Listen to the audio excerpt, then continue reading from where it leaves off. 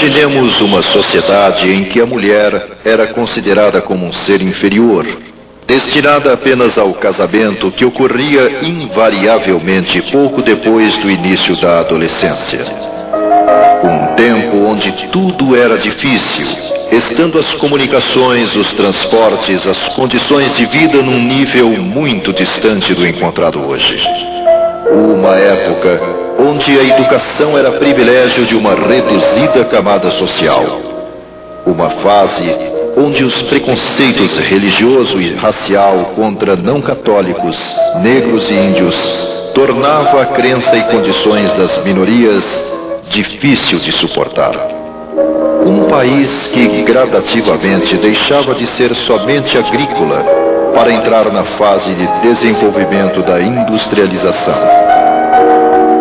Agora suponhamos uma pessoa que consiga, nesse cenário de adversidades, criar uma instituição assistencial que espalhe as suas ramificações por dezenas de unidades, que funda e dirige por vários anos 2 publicações de periodicidade regular, que torna a educação acessível a todas as camadas sociais e raciais, que inove, encontrando fórmulas de profissionalização para a mulher, enfim, que crie incessantemente, revelando uma grande capacidade de organizar, administrar, controlar e, quando necessário, improvisar. Tudo isso em pouco menos de 2 décadas. Quase impossível acreditar que, cercado de dificuldades, alguém consiga exercer tão poderosa influência sobre o meio em que viveu. Sobretudo tratando-se de uma mulher. Pois é sobre a sua vida, suas ideias e sentimentos convertidos numa incrível sucessão de obras que vamos falar no programa que você começa a assistir agora.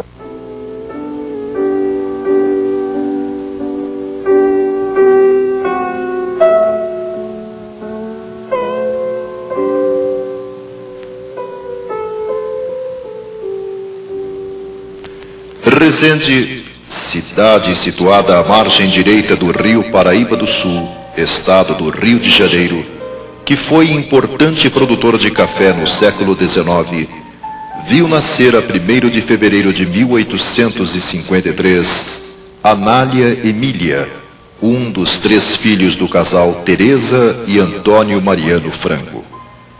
A infância vivida naquelas terras bucólicas impressionaram profundamente a sensível alma da menina, e desse tempo provavelmente resultaria o ideal abolicionista, revelado posteriormente, além de doces lembranças atestadas em vários escritos publicados anos depois, como retratam alguns dos versos do belíssimo poema Uma Saudade.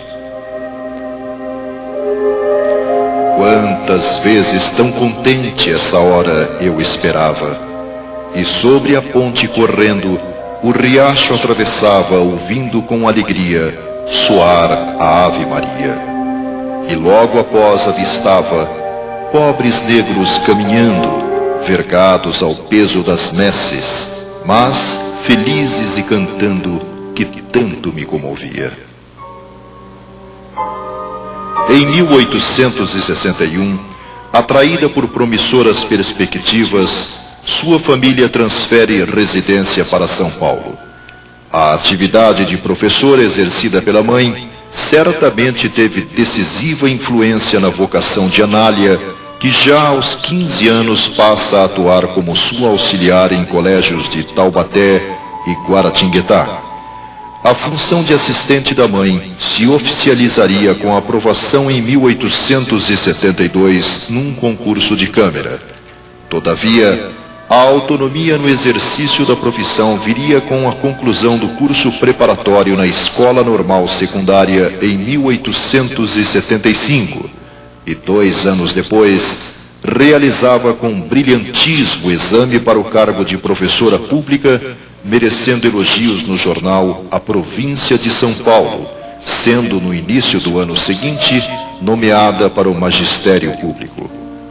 Os próximos 20 anos representaram como que uma preparação para a missão que desempenharia, período no qual fundou uma escola, o Externato Santa Cecília, dedicado ao ensino primário e secundário, e entre 1877 e 1878, um acontecimento marcante: a perda quase total da visão, o que a obrigou a se afastar de suas atividades. A experiência, contudo, aliada a uma rara percepção da realidade, motivaram-na a escrever para publicações da época como A Família e Eco das Damas do Rio de Janeiro. As influências do progressivo materialismo, importado da Europa, inspiraram Anália a escrever um livro, A Filha do Artista, dividido em 2 volumes, buscando preencher a lacuna existente na bibliografia nacional, obra que pretendia fosse um antídoto contra a literatura dissolvente daqueles dias. Os 10 anos seguintes fizeram com que se acentuasse em seu espírito inquieto a ânsia de contribuir para a formação da sociedade republicana do novo século que estava por nascer, e a 30 de abril de 1898, transbordante de alegria, Anália vê circular o primeiro número do Álbum das Meninas, publicação financiada com parte de seu salário, distribuída gratuitamente e que, em sua primeira edição, abordava o tema As Mães e as Educadoras.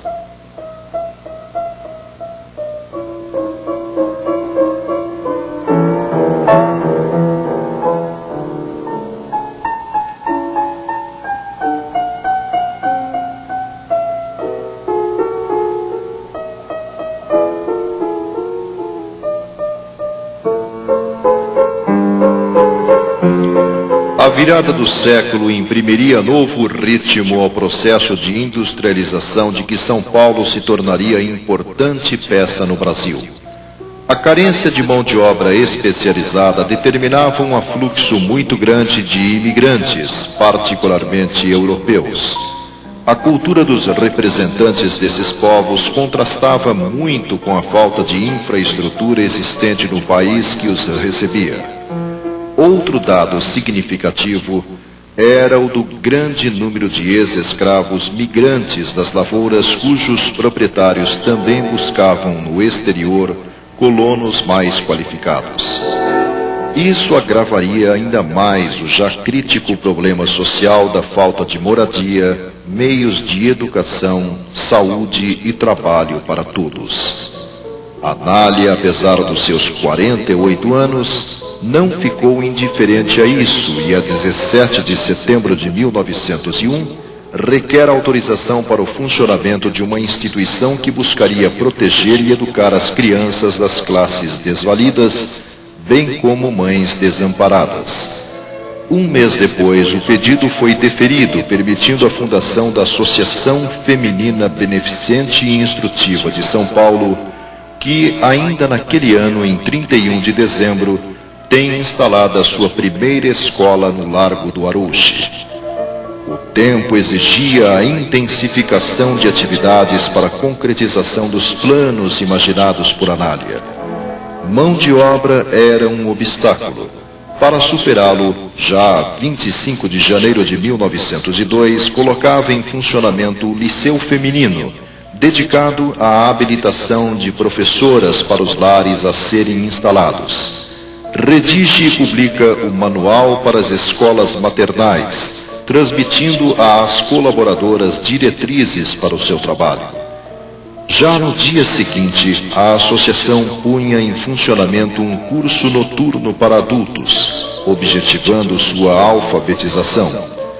Controles, recursos para manutenção, entre outros instrumentos, foram sendo desenvolvidos por Anália e suas colaboradoras, e em 13 de agosto daquele ano consumava-se o primeiro passo para a expansão pelo interior do seu grandioso projeto.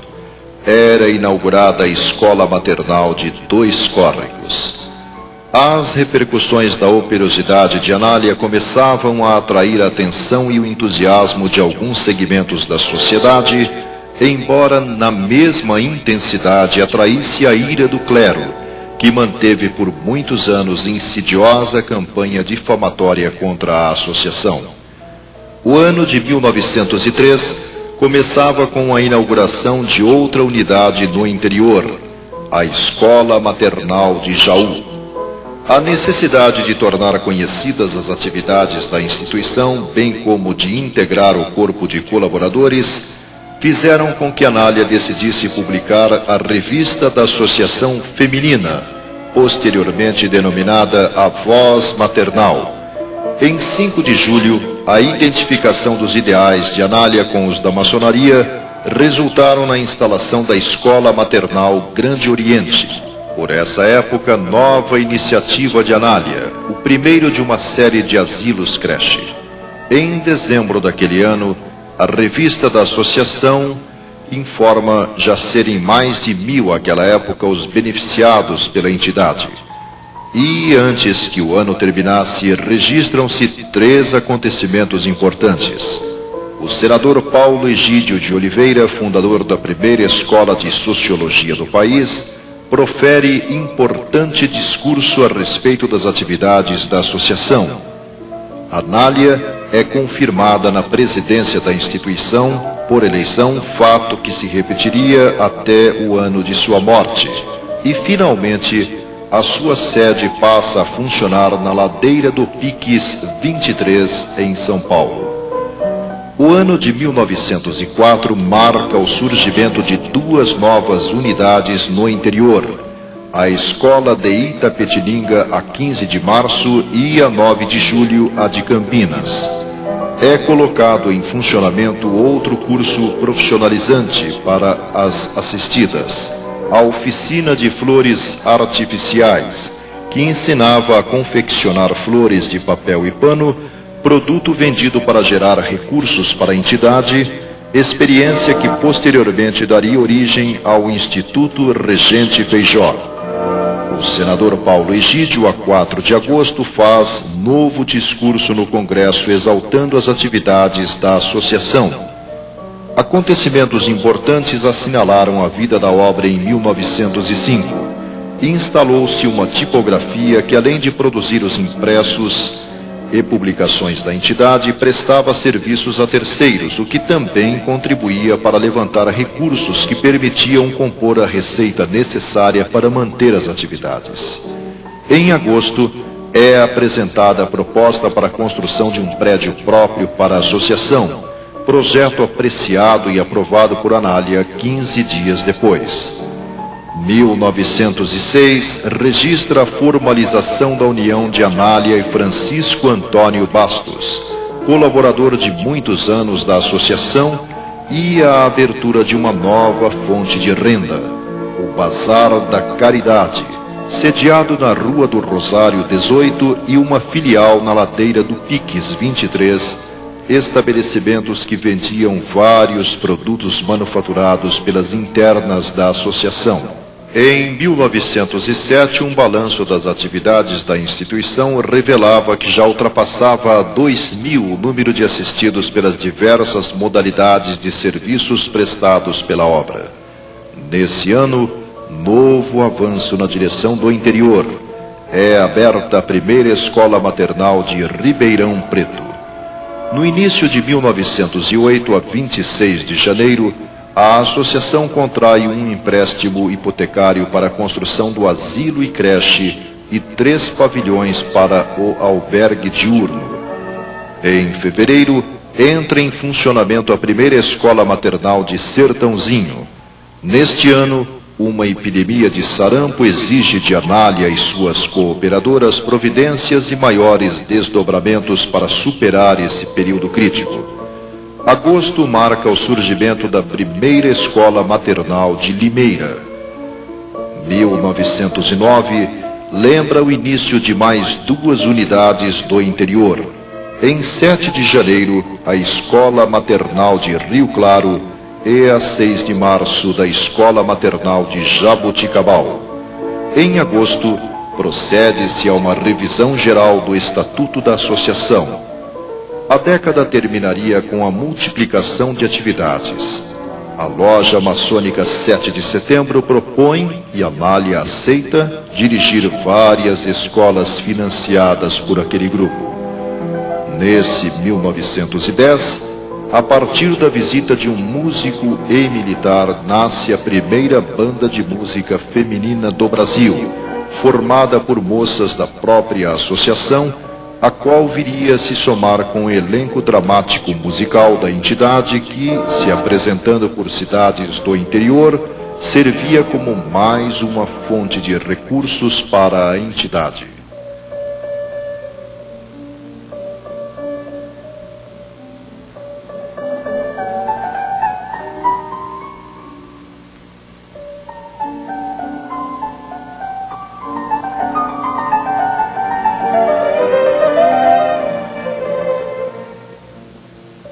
Apesar das crescentes dificuldades financeiras para fazer frente ao amplo trabalho que a associação realizava, no final de 1911, a infatigável Anália dá importante passo para a criação de nova atividade.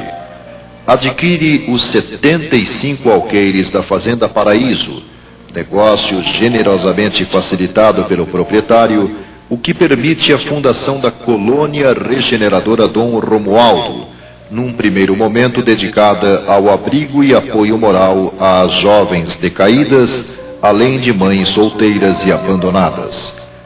Novas modalidades de ensino profissionalizante puderam ser iniciadas, como a carpintaria, o cultivo de cereais e hortifrutigranjeiros, entre outras atividades, cujos produtos eram comercializados visando auxiliar nas despesas de manutenção da obra.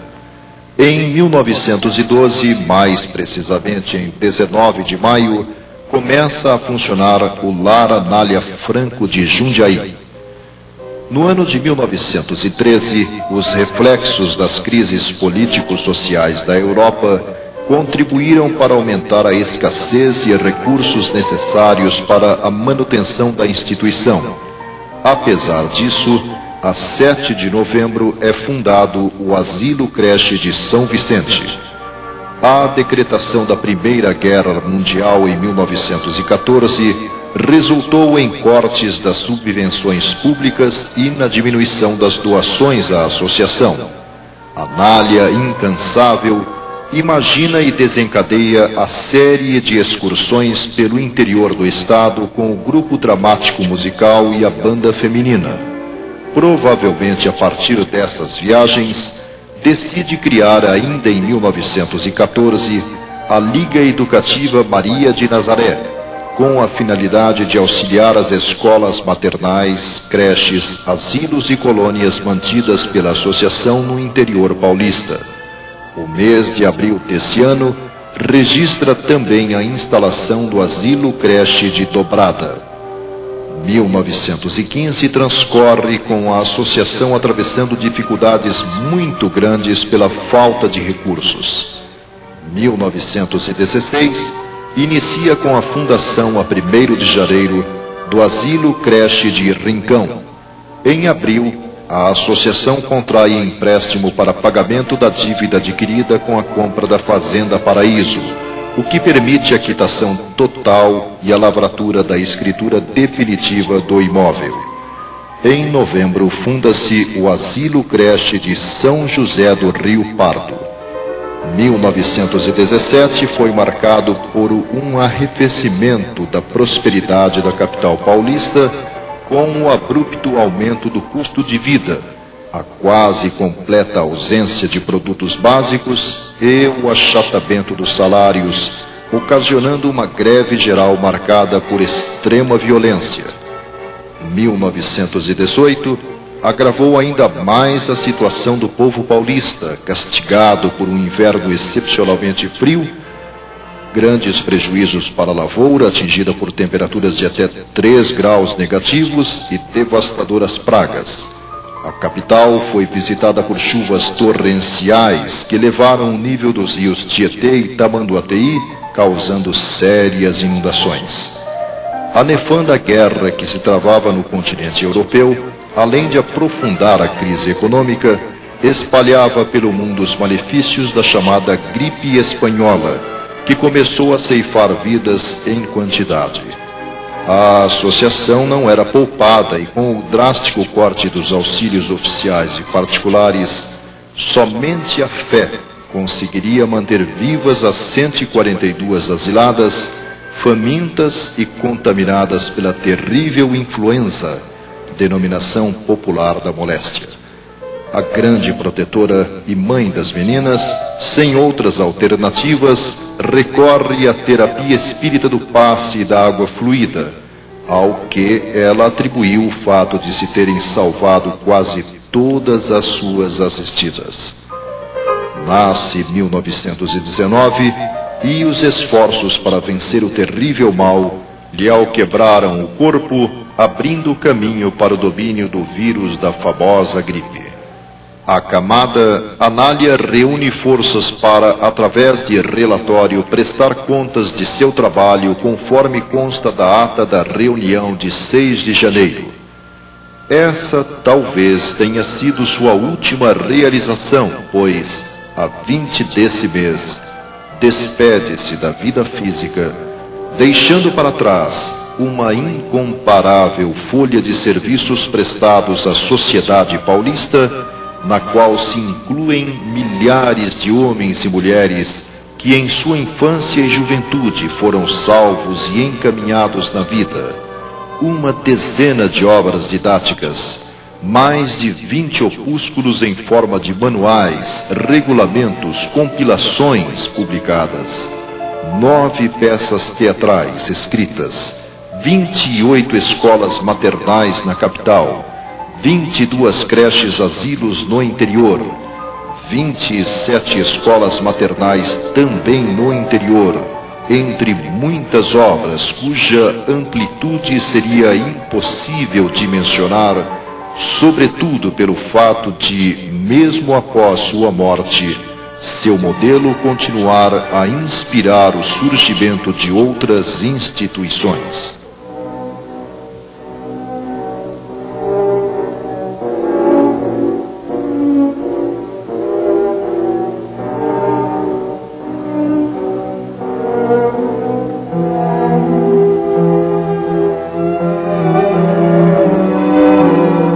A existência de Anália é uma sucessão enorme de episódios que lhe revelam a grandeza de alma, força moral, enfim, a sua elevação espiritual. Muito disso certamente pode ser creditado à influência que o Espiritismo teve sobre sua personalidade, fosse participando das atividades do Centro Espírita de São Paulo, ou colaborando na divulgação através de textos que originaram livros, ou ainda organizando opúsculos como o intitulado Habilitação à Assistência das Sessões de Espiritismo, publicado em 1912 e reeditado em 1924 e 1932. Contudo, através do médium Francisco Cândido Xavier, o espírito Hilário Silva revela no livro A Vida Escreve, editado pela Federação Espírita Brasileira, a existência nos arquivos do plano espiritual de uma curiosa passagem envolvendo nossa personagem. Conta ele. A doente que se queixava em desespero perguntou à senhora que lhe velava o leito: permite que eu leia para seu reconforto algum pequeno trecho de Allan Kardec? Deus me livre! Gritou a enferma, cuspindo-lhe aos pés. Ainda assim, as mãos abnegadas da companheira continuaram ajeitando-lhe os lençóis. Quero água! Exigiu a doente. A amiga trouxe-lhe água pura e fresca. De copo às mãos, a enferma, num ímpeto, atirou-lhe todo o líquido à face, vociferando: água imunda! Como se atreve a tanto? Quero outra. Paciente e humilde, A senhora enxugou o rosto molhado e em seguida trouxe mais água. Quero chá. E o chá surgiu logo. Chá mal feito, chá frio. O conteúdo da taça foi projetado ao peito da outra, ensopando-lhe a blusa. Traga chá quente. A ordem foi obedecida. Você agora aceita o remédio? Indagou a assistente. Que venha depressa. Ao tomar, contudo, a poção, a dama inconformada agarra a colher e vibra um golpe no braço da amiga. Surge pequeno ferimento mostrando sangue. E a enferma cai em crise de lágrimas. Chora, chora e depois diz: Anália, se a religião espírita que você abraça é o que lhe ensina a me suportar com tanta calma, leia o que quiser.